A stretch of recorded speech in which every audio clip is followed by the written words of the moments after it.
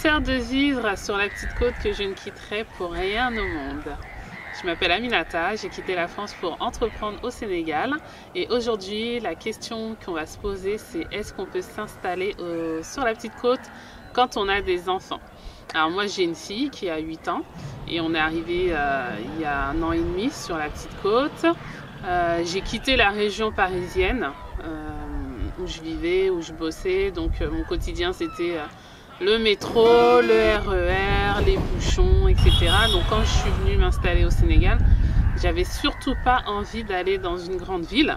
Donc j'ai fait le pari de ne pas aller sur Dakar, puisque souvent quand on pense retour au pays, on pense Dakar, parce que c'est la capitale. Mais moi je vous invite à faire un pas de côté et aller voir ce qui se passe ailleurs, parce qu'il y a des opportunités ailleurs que sur Dakar.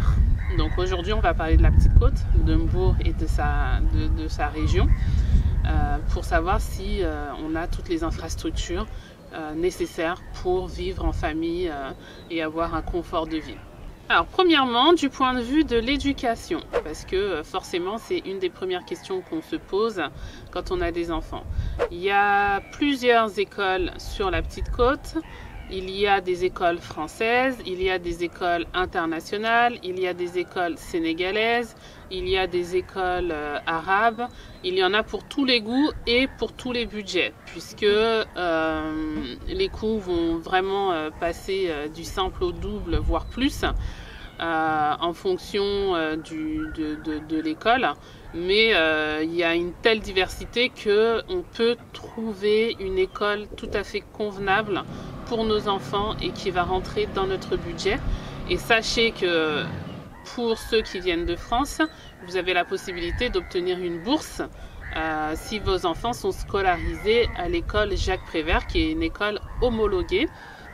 Et cette bourse, vous pouvez la demander avant même d'arriver pour préparer la rentrée en vous connectant sur le site du consulat. Vous allez avoir toutes les informations, comment monter le dossier, etc. etc. Donc du point de vue de l'école, de l'éducation, pas de problème. Ensuite, du point de vue de la santé, qui est aussi une grosse préoccupation quand on a des petits, moi je peux témoigner que depuis que je suis ici, je n'ai pas rencontré de problème pour faire soigner ma fille. C'est pareil, il y en a pour tous les budgets.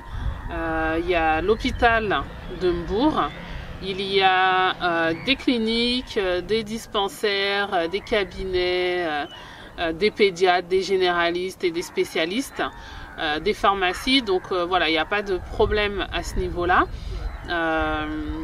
Les médecins sénégalais sont très qualifiés.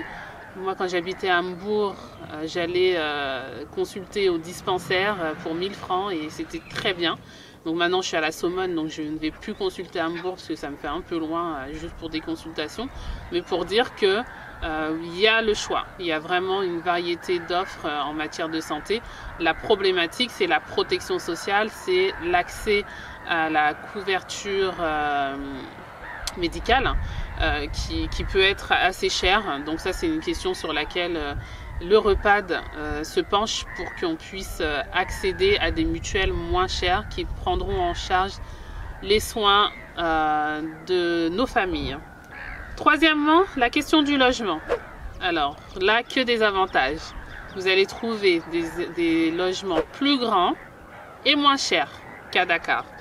Par exemple ici pour 125 000 francs vous allez avoir un appartement avec 2 chambres.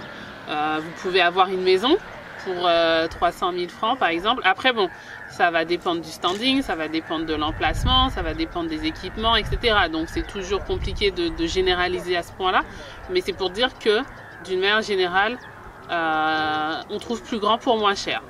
Le social, c'est vrai que sur la petite côte, c'est assez calme et c'est bien pour ça d'ailleurs que je suis venue m'installer ici. Mais bon, pour les enfants, il n'y a pas de problème. Ils ne demandent pas à être à Dakar, à la capitale, où ça grouille de monde. Ils ont leurs copains à l'école, ils ont leurs anniversaires. Le week-end, on va à la lagune, il y a la plage, il y a la piscine, etc. Il y a des activités gratuites, il y a des activités payantes, mais qui restent accessibles. Donc franchement, voilà, il y a vraiment, encore une fois, une diversité de l'offre et on peut inscrire nos enfants dans des activités culturelles et sportives sans se ruiner. Moi, ma fille a fait de l'équitation et puis elle fait des activités manuelles. Le week-end, souvent, c'est piscine ou mer et tout ça ne me coûte pas très cher en fait. En termes d'accessibilité, parce que c'est vrai que moi, quand je suis arrivée, je me suis dit, bon, Bourg, ce qui est bien, c'est que c'est pas loin de Dakar. Donc, je vais m'installer sur la petite côte. Je vais développer mes business sur la petite côte. Si je vois que je peux me passer de Dakar, je reste. Si je vois que je dois aller à Dakar, j'irai. Mais en tout cas, dans mon idée, c'était de faire des allers-retours dans la journée ou quelques jours, mais quand même de profiter du cadre de vie de la petite côte. Voilà, avec moins de pollution, moins de bruit, moins de monde, etc.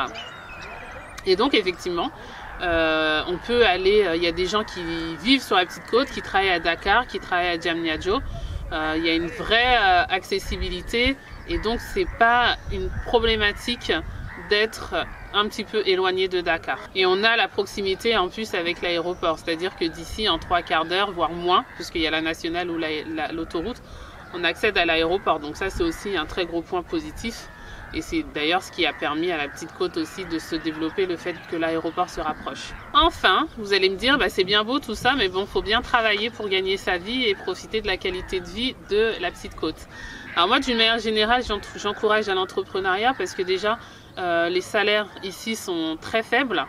Même quand on a des postes de cadre, franchement, quand on quitte la France et qu'on avait des salaires de 3 000, 4 000 euros, se retrouver ici avec 2 fois moins, voire plus, même si le coût de la vie est moindre, je trouve que c'est un peu compliqué.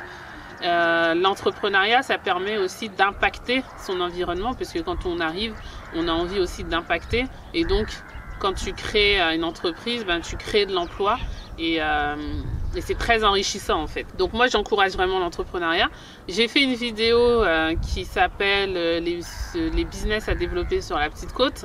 Donc voilà, je parle de tourisme, je parle d'agriculture, je parle de commerce, je parle de pas mal de choses. Donc je vous invite à aller voir la vidéo.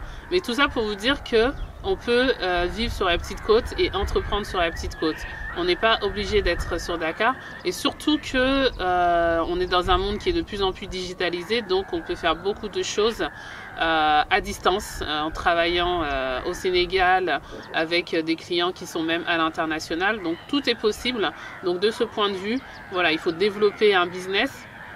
Mais c'est pas impossible de développer un business en dehors d'une capitale, au contraire.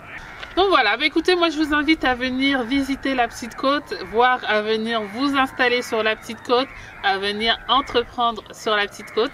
En attendant, on se retrouve sur les réseaux sociaux, sur YouTube, vous vous abonnez, vous activez les notifications. On est également sur Facebook et Instagram et bien sûr sur notre site internet. À bientôt!